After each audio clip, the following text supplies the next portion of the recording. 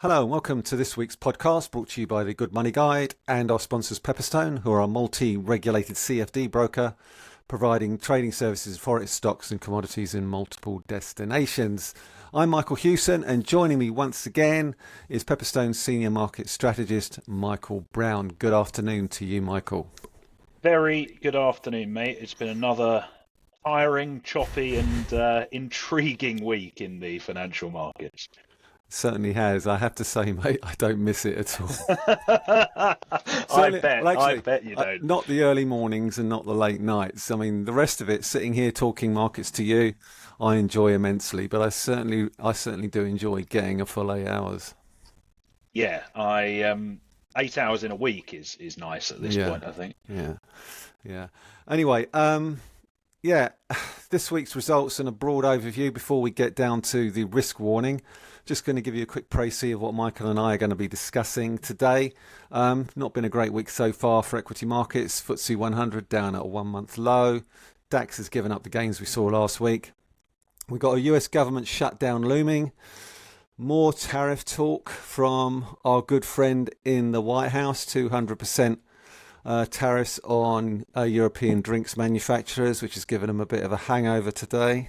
Oh, mate. That's poor.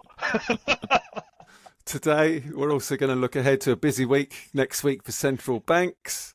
Federal Reserve, Bank of England, Bank of Japan, all set to meet. Looking ahead to the latest UK wages and employment numbers, US retail sales numbers from JD Wetherspoons, Travis Perkins, Nike and FedEx. So, before we get down to it, let's go ahead with the risk warning. The information provided here, whether from a third party or not, isn't to be considered as a recommendation or an offer to buy or sell, or the solicitation of an offer to buy or sell any security, financial product or instrument, or to participate in any particular trading strategy. We advise any readers, viewers or listeners of this content to seek their own advice. Spread bets and CFDs are complex financial instruments and come with a high degree of risk of losing money rapidly due to leverage. 75.9% of retail investor accounts lose money when trading spread bets and CFDs with this provider. Okay, so US markets continue to slide, on course to 3 weeks of losses. S&P, as we talked about last week, now has slid below its 200-day moving average as well as its November lows at the start of this week. I think we need to see a recovery, I think around about 5,700. I think that's the level for me. Similar story for the NASDAQ, where we've broken below 20,000, nice round number, prompted a bit of a washout in long positions, gold retesting its previous highs, and the dollar has continued to slide. So, Michael, are we going to get more losses in US markets? It certainly looks that way. Yeah, in short, I think the answer to that is yes. Without wanting to entirely repeat, excuse me, what we said on last week's podcast, I think the issues around trade policy and particularly the degree of uncertainty that markets are continuing to grapple with have not gone away. And if anything, they've actually got worse. I mean, this week we had US trade policy towards Canada, changed twice in the space of 6 hours. How any business or consumer or market participant is supposed to be planning longer term investments and strategy in that sort of an environment, it's almost impossible. And I think you've got a bit of a perfect storm facing equities on Wall Street, whereby you've got all of this policy uncertainty, which is meaning people just do not want to really touch US denominated assets with a barge pole. At the same time, the Fed are in a bit of a bind because, well, there's no Fed put, certainly when inflation is running at, as near as makes no difference, 3%. And of course, all of this is coming at a time when you look around the globe and actually you say that other markets are starting to become investable again. You know, you look at Europe and they've got their fiscal act together. Chinese tech is doing very, very well. And I know I sort of keep harping on about this, but unless and until the degree of policy uncertainty is alleviated, it's very tough to advocate buying the dip in terms of the US equity market. And you rightly said the S&P below the 200-day, the Nasdaq back under 20,000. I think the most telling thing for me is that you look at the intraday price action. we are having intraday rallies, but they're being sold into within about an hour or two of them getting off the ground. And that just tells me that this is a market where, for now at least, the path of least resistance leads to downside. Yeah, I think one of the things that I've taken away, I think, from this second Trump presidency is that we don't have as much emphasis on what the stock market's doing. You know, when Trump was on Twitter back in the day, it was always Dow's making a new record, Dow's doing this, Dow's doing that. He's not talking about the stock market at all. In fact, it's notable by its absence. I think the fact that people are now tending to focus, I think, less on the stock market, or Trump is focusing less on the stock market, as more on the dollar and the level of interest rates. Yeah, you're absolutely right. And even today we had the Treasury Secretary Scott Bessent saying, market volatility and particularly equity market volatility is not something that concerns the administration. Now, whether you take him at face value or not, I'll leave that up to our listeners. But I think it all feeds into that idea that, there is, when Trump was elected and came in on inauguration day, we thought there was this idea of a Trump put, whereby if equities fall enough, it's going to force him to change his mind. Well, actually, it doesn't look like that's the case, because equities are chopping around all over the place and the bears are firmly in control, and actually the administration are doubling down on things. Yeah, I mean, I was looking at a chart earlier today of the S&P 500, and I was struck by the fact that 5 years ago, the S&P 500, I mean, this is around about the time of the COVID lockdowns, right?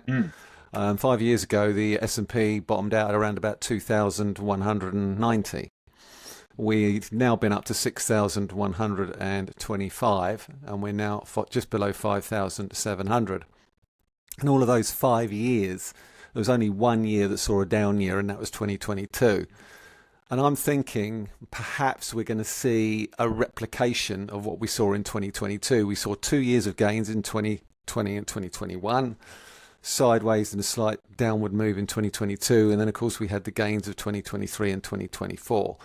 So I think it's highly unlikely, and this is just me with my pointy technical analysis hat on, saying that I think we could see this year play out in a similar vein to 2022. I think potentially we could have seen the highs on the S&P and the Nasdaq, and I think this year, 2025, I think you better put your seatbelts on, because ultimately I think it's going to be a very choppy year with a slightly downward bias. Now, I could be wrong, but I think it's very difficult, given the current incumbents of the White House, to predict with any degree of certainty or confidence. I think that's the key thing, confidence of what stock markets are going to do this year.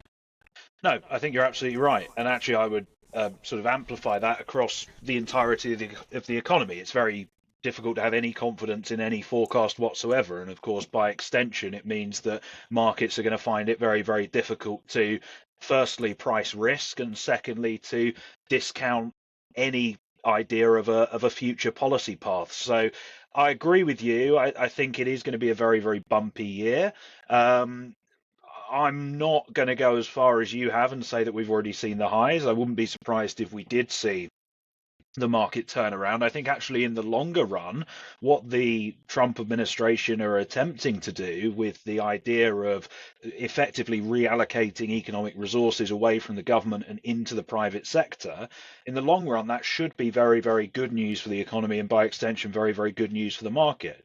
The problem is doing so will naturally create some pretty chunky disruptions in and of itself, and that's before you consider the frankly incoherent and insane nature in which policy is currently being made and being announced. So I think it's key, as you say, that the market regains confidence that when an announcement is made, we can believe that announcement, we can price it in, and it won't change 12 hours later. But I think I do still believe that the longer run path is higher on Wall Street, albeit not to the 20 odd % extent that we saw over the last couple of years. Yeah, I mean, I'm not saying that we can't see new highs in European markets. I was to caveat those remarks. I'm specifically referring to US markets here. Given the gains that we've seen over the course of the past 5 years, we haven't really given anything back over that course of that 5 year term. And I think it would be helpful to have a period of consolidation, shall we say, because then it makes the gains, I think, it means the gains are more likely to stick. I think that's what I'm trying to say. Yeah, Yeah. Yeah, no, you're absolutely right, and it is. Well, it's not anymore because positioning's been cleaned up massively as a result of what's happened over the last 3 weeks. But it was a market that was probably massively overextended. And actually, I'm going to steal this from the JP Morgan trading desk because I think they put it better than I could, which is that it was pretty easy to justify. If you're a long only fund, for example, and the market is rallying relentlessly every week, you can basically do what you want. As soon as the market begins to roll over, economic conditions sour, the degree of uncertainty rises, vol goes through the roof. When someone comes and taps you on the shoulder and asks you to justify your portfolio holdings, and you've got a portfolio that's full of tech names that no one really knows what they do, they're not really making any sort of product, they're certainly not making any kind of profit. How are you suddenly justifying those long positions? So even the whole sort of investment thesis has now changed over the last 3 weeks, which is probably one of the big reasons why you've seen such underperformance in the Nasdaq. Okay. Well, it'll certainly be interesting to see how it plays out over the course of the next few weeks. And obviously we have a Fed meeting next week. We'll come on to that and we'll touch upon that in a minute. Let's talk about the dollar, because the dollar's had an awful time of it recently. We've seen the euro get up towards 109.50. That looks like a very key chart point on the top side. Also coincides, I think, with a series of previous highs, and cable's back up towards 130, which again, if you're looking to go to the States, is not too shabby at all. I'm guessing Trump will be fairly happy with a weaker dollar, and it's also notable, and I've noticed in the past month or so, that US yields have actually softened or diverged from UK. If I look at where 5-year yields in the US were back in January, they're at 4.6%, and so were UK yields at 4.55, 4.6%, but UK yields now 4.4, but US 5-year yields are 4.1. Yeah. How do you explain that? Well, firstly, let me give you a stat on the dollar. This was correct as of about 7 o'clock this morning when I got to the desk, so it may have changed slightly now. But this is the worst start. If you measure the strength of dollar using the dollar index, which has got its flaws, but it's good enough. Well, this it's is 57% euro. It's the worst start to the year for the dollar since 2008. And if we didn't have that very modest daily advance in the dollar on Wednesday, it would actually have been the worst start to the year for the dollar in 30 years. But how much of that is a euro move? Oh, I think a decent chunk of it obviously is a euro. Because the dollar index is 57% euro. So yeah, especially in the last week or so when Germany have finally got their act together. But I think fundamentally what we're seeing is a market that is, when you think about what's driving the market, what's driving things at the moment is the trade and the tariff and the government uncertainty story. So when you look at that from a foreign exchange point of view, again, it's kind of a similar argument where you're going, actually, as a market participant, you want to seek shelter from that. You want to look for something that is not as susceptible as other currencies to those developments. Well, ordinarily, you'd go, I want a safe haven, I'm going to go and buy the dollar. But we're in an environment where the dollar is the most exposed and the most susceptible to the very things that you're trying to hedge against. So I think that's why we've seen the dollar roll over. We had very stretched long positioning in there as well, and of course we've also had the sort of every nail hammered into the coffin of the idea of US economic exceptionalism as well. All of that said, I don't see much particularly good news on the horizon for the dollar either. It's a bit of a similar story to the equity space, unless and until we see the messaging from the Oval Office take a dramatic turn, then I think participants are going to have little to no incentive to be buying any dips in the greenback. Yeah, I think you made a very good point there. I think a lot of this, and maybe I'm hoping I've interpreted your analysis correctly, is that a large part of the reason for the rebound in the euro was there was too much negativity around the euro and probably too much positivity in the dollar.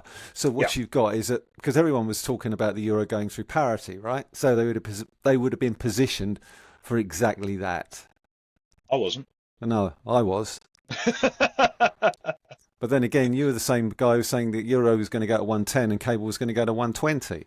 So Well, I was within 53 pips of one of those. Yeah, okay. But you're also within about 200 pips of the other side of it as well. Yes, So, that's very true, you actually. know, um, so, I think for me, there's been a readjustment, I think, in terms of positioning Hmm. when it comes to the euro. But I certainly don't think that the move that we've seen in the euro is any sign of a vote of confidence. I just think it's a sign that the positioning has shifted back. And now it's really a question of all eyes are on Germany, whether they can push this so-called fiscal bazooka through the Bundestag and Yes. get a fiscal stimulus which could help underpin the euro going forward. And that's a very big if.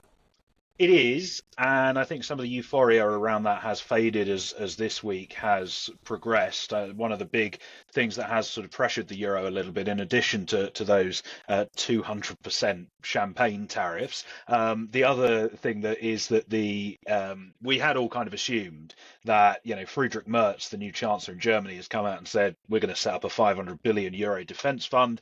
Everyone in the market goes, great, done deal. It's clearly a little bit more complicated than that, and there is a little bit of parliamentary chicanery that needs to go on, particularly involving the German Green Party, who have come out and said, we don't agree with the proposals as they are at the moment. We need to get on with some negotiations to hammer out an agreement that we will be happy with. And of course, their votes are necessary to get that 2/3 majority in the Bundestag in order to get that fund set up. So, that's not going to be quite as straightforward and easy as participants had hoped for, I don't think. And the clock's ticking on that.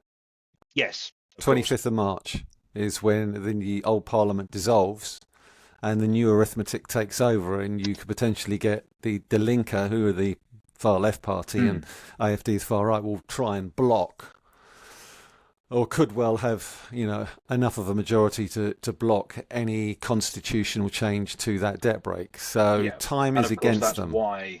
that's the very reason why they are looking to get this done ASAP, because the arithmetic is on their side now. And as you say, in a fortnight, it won't be. Yeah. That's a big week that week because we've also got the spring statement. Oh, so, right. Every week's a busy week, mate. Yeah. And obviously, we've got the impending government shutdown coming along this weekend. So, on the data front, US data front, I was scratching my head a little bit with the PPI and the CPI this week because they were both soft, right? But when you look at the prices paid of the ISM, manufacturing and services, they're both hot. So, which is it? Yeah, it's a little bit incoherent, that one, to be completely honest with you. I don't. This is going to sound like a cop out, but I am going to say it anyway. You're allowed. Personally, tough if I'm not. I'm still going to say it. I wouldn't personally place too much weight on this week's US data. I think Well, yes, markets are. well, markets certainly are. The Fed clearly won't. And I think the other thing to bear in mind is, all of this is before tariffs anyway. Sure. And that's going to skew the numbers massively. The one comment I would make is that although CPI and PPI was soft, or soft-ish, the components that feed into PCE, which is what the Fed watch, were actually a little bit on the hot side. So I think most estimates are looking for core PCE to be up at about 2.8% in February, and that would be up from 2.6% that we saw in Jan. So really the nub of all this is that it doesn't change what the Fed are going to do next week, which is absolutely nothing. Yeah. And here's the rub, and this is what winds me up about all these bank analysts. As soon as you get a soft set of inflation numbers or a hot set of inflation numbers, they revise their expectations for Fed rate cuts for this year. You can't keep doing that. Stop doing that, right? You can't adjust your expectations on one set of data. At the moment, my expectation is the Fed will probably cut one more. Now, the likelihood is that if the economy nosedives, they'll cut a lot more.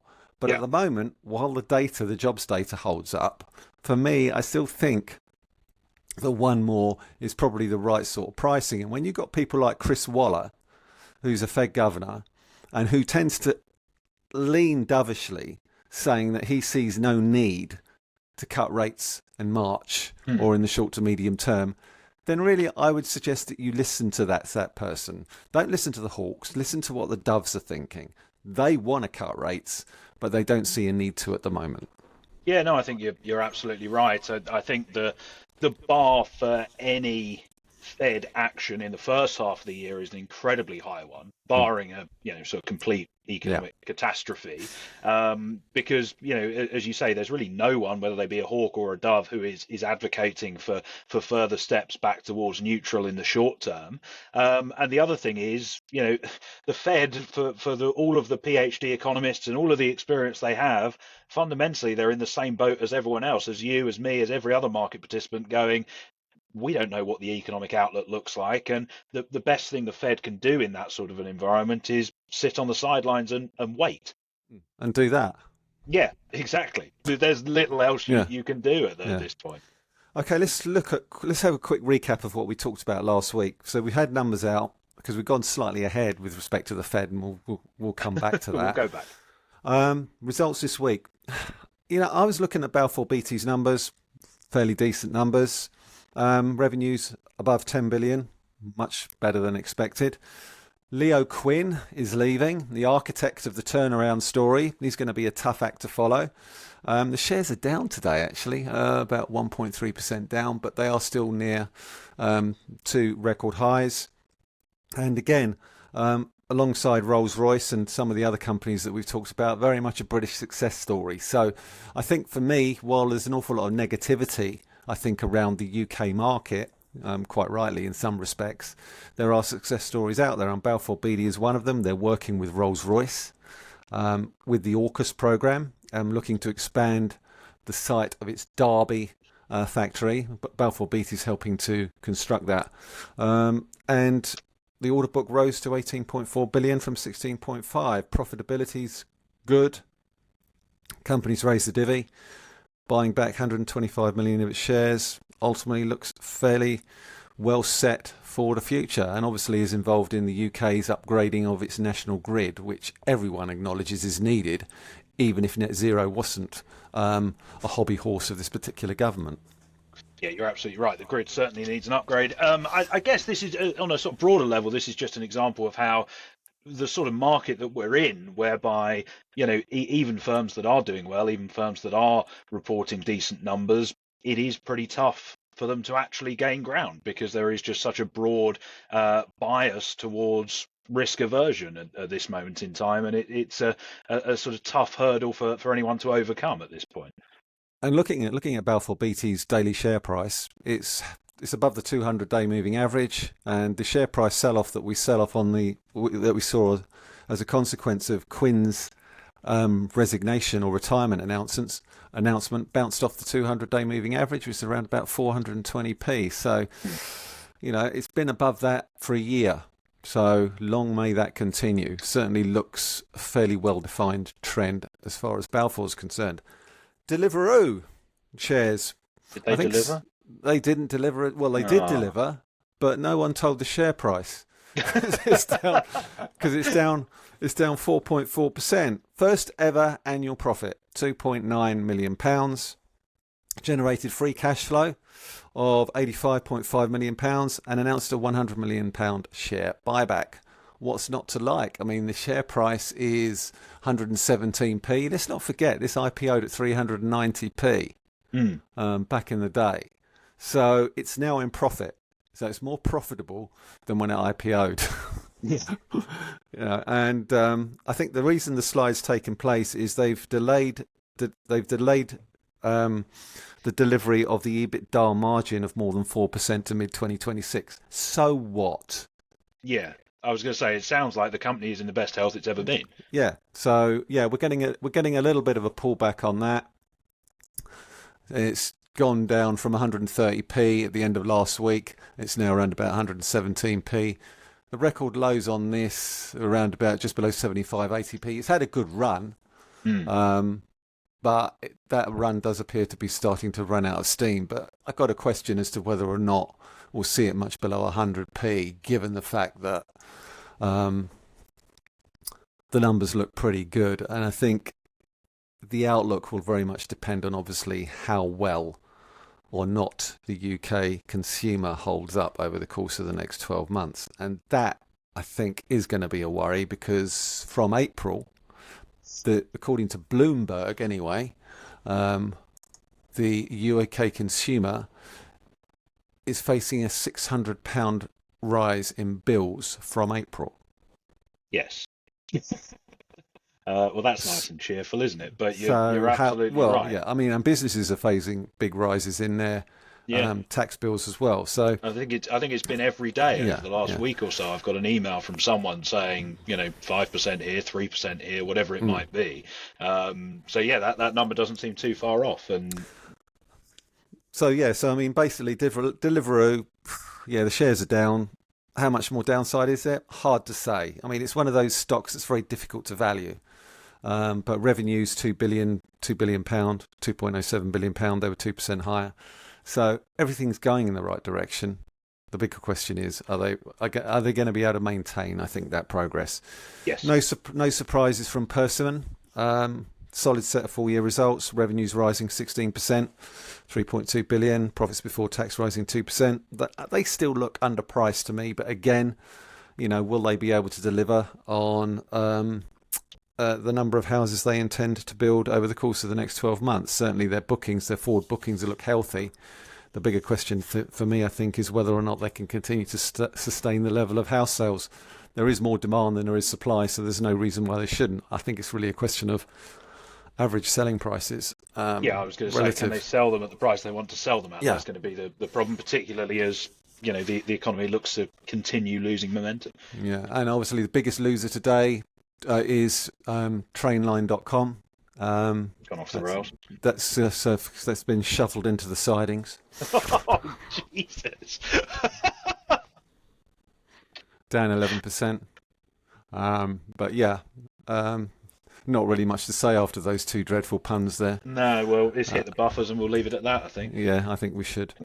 Okay, so let's move on to next week. And we were talking about the Federal Reserve. We were talking about central banks. I think it's going to be a bit of a non-event. I think the biggest takeaway, I think that all eyes will be on Powell. What's he going to say about the US economy? Obviously, he's going to try and be even-handed and he's going to try and be non-political. But you know what the journalists are like in that press conference. They're going to basically lay landmines for him to see if he treads on one. Yeah, of course they will. I'd agree with your assessment, mate, to be completely honest with you. The Fed clearly aren't going to make any adjustments to the Fed funds rate. I think we do have updated economic projections. We may see growth expectations nudged a little bit lower, inflation perhaps a little bit higher, but I don't think the moves there will be huge, and I think the dots will probably stay with a median expectation of 50 basis points of cuts this year, as we saw in December. They're not going to want to rock the boat on that front. Yeah, they can't change them. They can't change them because, the market will say, why have you changed them? Absolutely. And I think, in terms of the press conference, yes, the journos will, of course, lay some traps for Jay Powell. But one thing he has, I think, become over the last, 7 years now, it would be in the job, he has become a lot more assured at navigating those. I think it was deliberate that we heard from Powell last Friday, which was the last day before the Fed blackout period. And I think he helpfully gave us a very good preview of what he's going to say at the press conference, which is that the economy is in a good place despite the degree of uncertainty that continues to be seen, and that the Fed is not in a hurry to deliver further rate cuts. And I think Powell is going to stick as resolutely as he possibly can to that script. Firstly, the Fed can't do anything from a macro point of view because no one knows what's happening tomorrow, let alone in 12 months' time. And secondly, the Fed can't do anything really from a market point of view because when market participants are dealing with, weakening data and a government that is effectively all over the place, you want that central bank to be a bit of an anchor of stability. The last thing you need is the Fed starting to, try and shake things up on their front as well. Then you're in the worst of all worlds. So, yeah, I don't see it being a game changer this week, to be honest. And speaking of governments all over the place, let's move on to the Bank of England. What a segue. What a segue. And while the Bank of England doesn't have a Trump problem, it does have a Rachel Reeves problem. It has a Chancellor of the Exchequer who's boxed herself into a corner, an economy that is stagnating, And I actually think this Bank of England meeting could be quite interesting, given what happened at the last meeting. We saw Catherine Mann obviously pivot quite significantly, but you know, and I think one of the reasons she did pivot was because she saw that the UK economy is struggling. Business leaders are pushing back. There was a recent survey done by the Bank of England on UK businesses in response to the recent budget, and they responded that essentially they've gone into full hunker down mode. Yeah. And an expectation they will have to employ fewer workers as well as put up prices. And I think Catherine Mann was responding to that. Now, while Andrew Bailey has said that he sees no reason to move on rates quickly, and you can understand why when you've got wage inflation at 3 times the level of the Bank of England's inflation target, and you've got services inflation at 5%, how can you conceivably consider cutting rates when you're missing your baseline target by over 1%? Yeah, and not only that, but also the bank in their February forecast said that inflation would get as high as 3.7% by the third quarter of this year. I think Bailey is in a difficult position where he's he can't. boxed himself into a corner as well. Yeah, there's becoming a bit of a running theme, this, isn't it? But yeah, I don't think the bank are going to do anything in terms of a rate cut on next Thursday. Yes, most definitely. I would say, and I've seen a lot of dispersion in views in terms of the vote split. My own gut feeling is that it'll be 8-1 in favour of unchanged, with that one being Dingra voting for a 25 basis point cut. There's a potential it's 7-2 if Mann dissents again. And also Alan Taylor, one of the other external members, has been pretty dovish recently. But I think the key takeaway from that is none of the internals, who obviously hold a little bit more sway, are likely to be voting for another rate cut just yet. And the statement should reiterate what Bailey's been saying about a gradual and careful approach towards further policy easing. So, yeah, in a similar way to the Fed, where we're saying probably not going to be a big game changer, I don't think it's going to be a massive game changer from the BoE either. We've also got wages data next week. On the same day. On the same day, and unemployment data, even though they will have made their decision the night before. Well, they will get advanced sight of the data. Yeah. So obviously we are sadly not privileged enough to get that, but thankfully the policymakers will. Although the utility of that is questionable given the ongoing issues with the labour force survey. But if we go into that, we could be here for another hour. Yeah, what happened with respect to the trade data? I saw you basically huffing and puffing about that on X earlier today the fact that. Are you saying I huff and puff about a lot of things, Mr. Houston? I think we may need to have words there. I think you do, mate. I think you do. I think we both do to a certain extent. I think we can both be described as huffers and puffers. Yeah, two grumpy old men on this podcast now. Yeah, well. But no, you are right. The others, yeah. The ONS, they were due to release the latest UK trade data on the 14th, so either tomorrow or today, depending on when you listen to this podcast. But they have actually pushed that back by a couple of weeks now. Apparently GDP is still coming out, though, yeah? GDP is still coming out, but apparently they've found some errors in the trade figures. Quite well, that will those affect errors GDP, are, surely. I don't know. Well, yeah, exactly. That was my thought as well. GDP involves the net exports number. So if you don't know that, how do you know the GDP? But exactly. Anyway, I'm sure we'll get a health warning with the figures when they're eventually released. Okay. All right. Well, I mean, we've also got some important China data next week. I haven't really gone into that in too much detail. I mean, people talk about China, the economy slowing down, Xi Jinping, and the effect that tariffs might have on the Chinese economy. I caught sight of their data, inflation data, earlier this week. They're in deflation, aren't they? They are, yeah. I think CPI fell by 0.7% on an annual basis. And PPI 2.4. Yeah, now clearly I do not watch China particularly closely, but one of a lot of commentary around the figures has been that they have been somewhat skewed by the placing of Chinese New Year. That happens every year. So what? Indeed, but apparently that has skewed with the seasonal adjustment a little Mm. bit. But even if you set that to one side, it's not the prettiest slate of data whereby you've got an economy that is Mm. effectively stuck in a debt deflation loop with utterly ugly demographic issues in the mix as well. Staying in Asia, we got Bank of Japan. Another rate cut? No, another rate cut. Another rate hike, even? Uh, I don't think so. That certainly doesn't appear to be. We can probably get another one this year, just not so soon after the last one.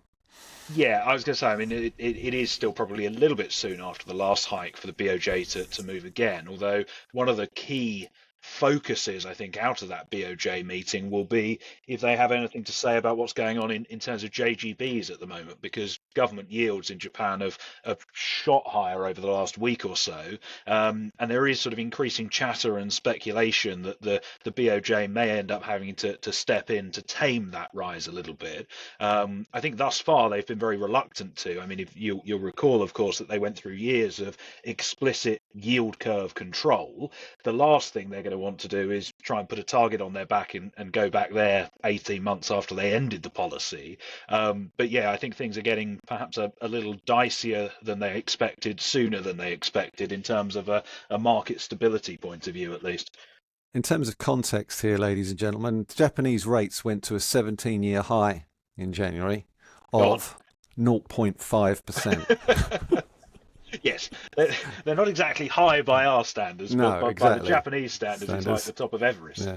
It's the second increase in borrowing costs since raising rates in July last year, and would appear to show that after decades of deflation, Japan appears to have solved its deflation problem. Core CPI is around about 3%, which is a nice problem to have, I think, because I think we'd like a core CPI to be around about that sort of level. I think we're slightly above that. I think 3.2, 3.3, or maybe even higher.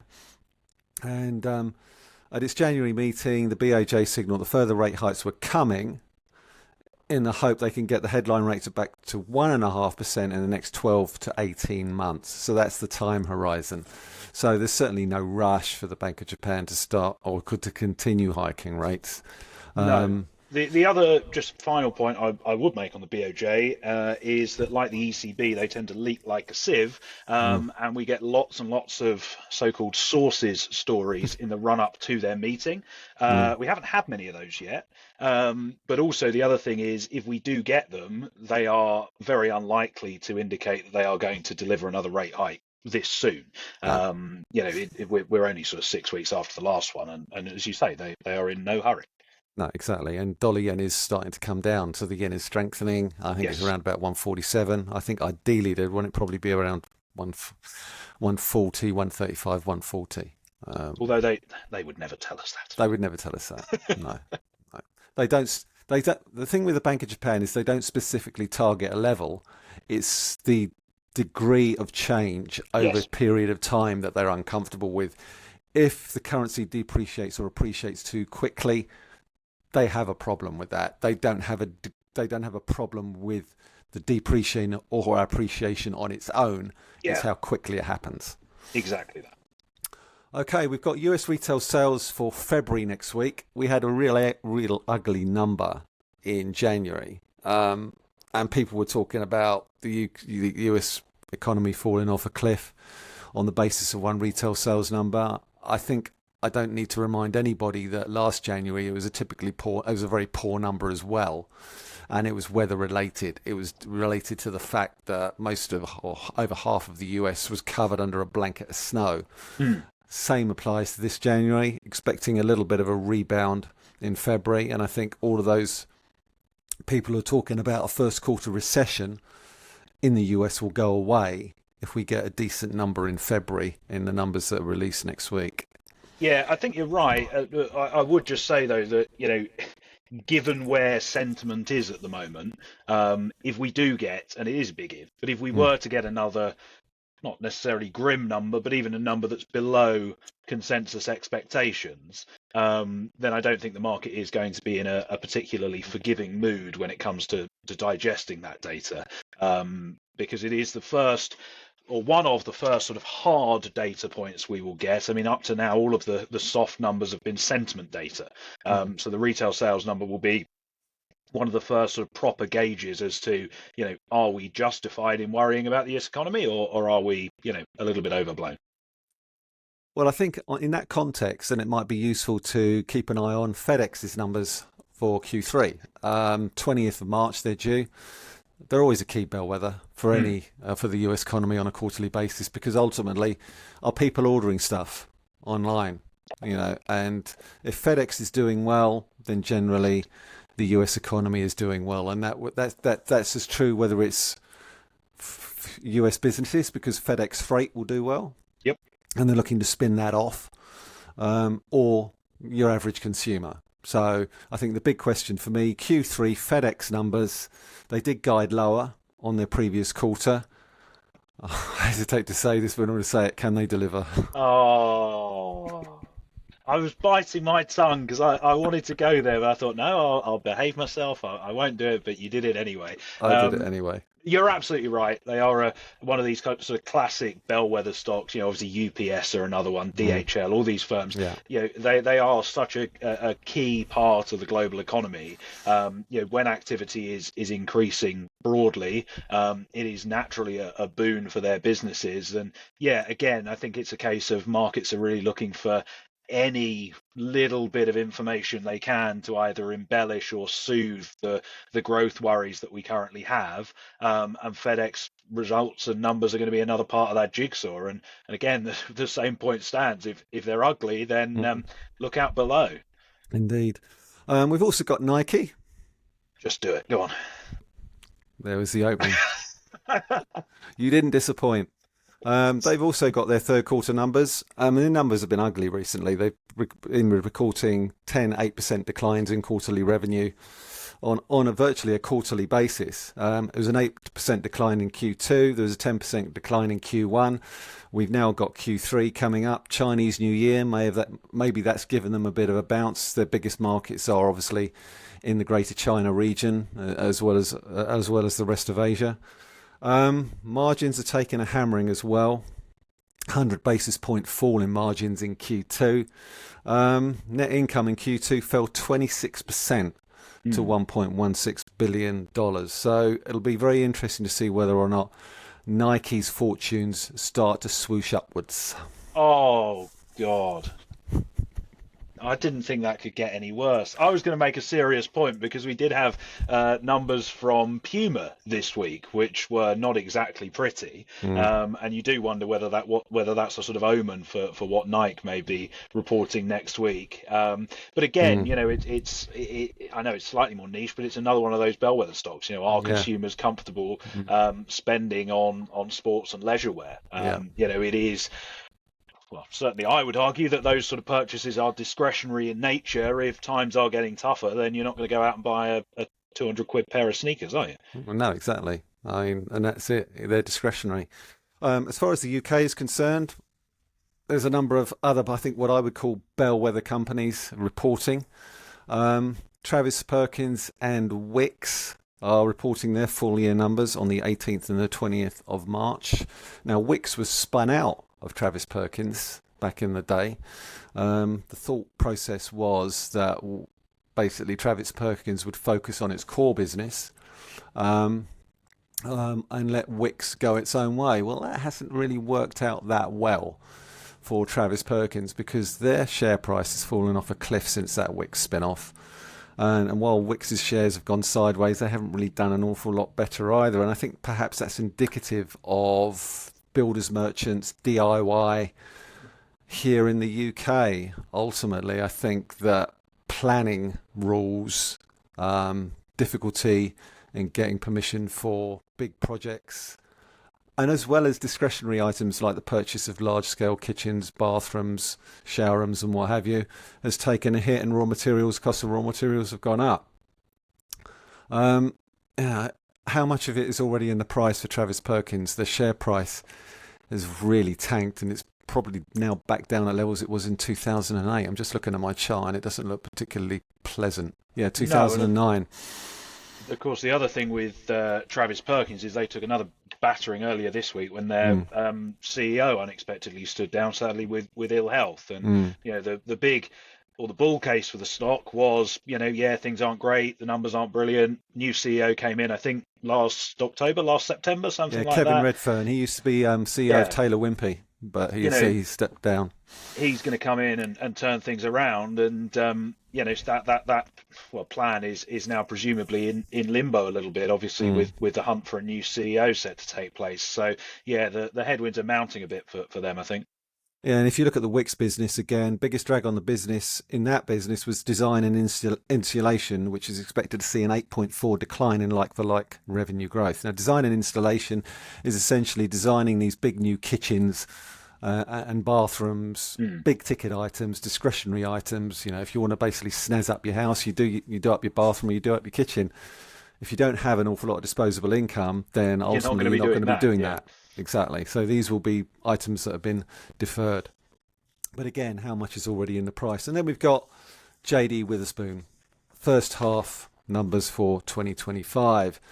I'm struggling with this because I've got to say, when I look at the share price and then I look at the numbers actually don't look that bad. And yet nobody likes pubs. And I suppose it's not really hard to see why. Again, it's discretionary spend, isn't it? Yeah, it is. I mean, personally, I think, and this has nothing to do with my drinking habits. Let me clarify that first of all. But I think Wetherspoons is actually a bloody brilliant business. Certainly from a sort of broader country perspective. I mean, it's generating employment, it's refurbishing derelict buildings, and it's providing a social space with very, very reasonably priced booze. But I think you're absolutely right. It does come back to that point of view of discretionary spending. If the economy is slowing, which it appears to be, if the labour market is loosening, which it appears to be, then what are the things that people cut first? Well, one of those will be going out for drinks and for meals. And it's no surprise that, as you say, pubs and the hospitality sector at large are going to bear the brunt of that in terms of the share price.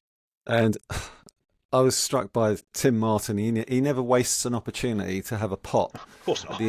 at the incumbent government of the day, and he's basically said in his last letter, sort of chairman's letter to shareholders, pub chains' costs will be rising by £60 million due to the recent budget changes.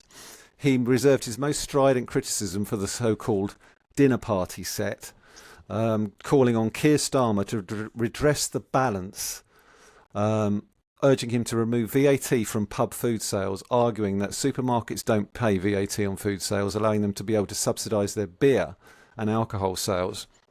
All that aside, the pub chain reported like-for-like sales were up 5.1% up over the year, with bar sales up 4.5% and food sales up 5.6%. 9 new pubs planned, all at key transport hubs: London Bridge Station, Manchester Airport, and Fulham Broadway Underground Station. It behoves me to say, but pubs need a helping hand, because ultimately they can be the centre of village and town life. It's certainly true here where I live on the West Sussex coast, and we've had 2 pubs closed down in the past 12 months here, near where I live. Yeah. And ultimately it's a shame, because for me, I think you need to be encouraging those sorts of businesses, not discouraging them with stupid taxes and other manner of overheads that essentially mean that they can't operate. Yeah, you're absolutely spot on, mate, and I second everything that you've said. And it'd just be nice if someone listened. Yeah, sadly, I'm not holding my breath on that count. Me neither, sadly. Anyway, on that optimistic note, I think that's pretty much it. I think we've pretty much covered everything for this week, Michael. So I think for me, the key takeaways for next week are Bank of England, Federal Reserve, Bank of Japan. Keep an eye on what they've got to say, how they see the outlook. And I think the best that we can hope for is that they don't change their growth and inflation forecasts. And then this time next week, we'll be talking about OBR. And, good. And the spring statement. So, and probably another round of tariffs as well. Oh, Probably. Yeah, it wouldn't be a week without having 200% tariffs on something, would it? No, absolutely not. Okay, doke. Well, that's it for this week, ladies and gentlemen. Thanks again, once again, for listening, and we'll probably speak to you all same time, same place next week. Thanks a lot. Bye bye.